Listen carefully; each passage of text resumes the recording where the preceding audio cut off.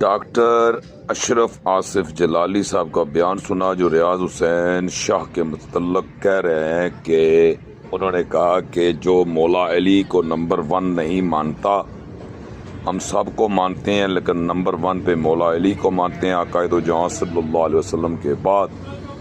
تو اس نے میرے بھائیوں کیا برا کہا ڈاکٹر اشرف آصف جلالی صاحب، آپ کو بڑی مرچیں لگ گئی ہیں، آپ کو بڑی تکلیف ہوئی ہے، آپ بڑے اہل سنت کے ٹھیکیدار بنے بیٹھے ہیں، اپنی عبادات تو دیکھیں، اپنا عمل تو دیکھیں، انگلیاں اٹھانا، لڑنا، نفرتیں ڈالنا، قدورتیں ڈالنا، امت کو لڑانا، امت کو تفرقے میں ڈالنا، یہ آپ جیسے مولویوں کا کام ہے۔ آپ ہی کی وجہ سے آج امت ٹکڑوں میں بٹی ہوئی ہے، آپ کی وجہ سے آج ملک پاکستان میں امن نہیں ہے، سکون نہیں ہے۔ آج ہمارے علماء دین اسلام پر اکٹھے ہو جائیں اللہ کے حکم کے مطابق، تو یہاں پر تو آپ نے اکٹھا کرنا تھا اللہ کی عبادت کے لیے، وہ تو آپ نے ٹکڑوں میں بانٹ دی۔ اللہ کی پسندیدہ جگہ کو آپ نے اللہ کی نفی کر دی، آپ کا کیا مقام رہا؟ پھر آپ نے نبی صلی اللہ علیہ وسلم کی عمل کی نفی کر دی، آپ کا کیا مقام رہا؟ آپ نے آقا دو جہاں صلی اللہ علیہ وسلم کے حکم کی نفی کر دی، آپ کا کیا مقام رہا؟ آپ انگلی اٹھا رہے ہیں جناب سید حسین شاہ صاحب کے اوپر۔ سید ریاض حسین شاہ صاحب نے جو کہا وہ بالکل حق کہا، بالکل سچ کہا۔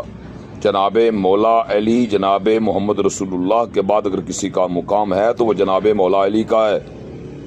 اور آج 2 رجب شریف ہے اور میں آپ کو یہ بات بالکل واضح الفاظ میں بتانا چاہتا ہوں کہ جس کے گھر جایا جاتا ہے اسی کا ذکر کیا جاتا ہے اور انہی کا ذکر ہے۔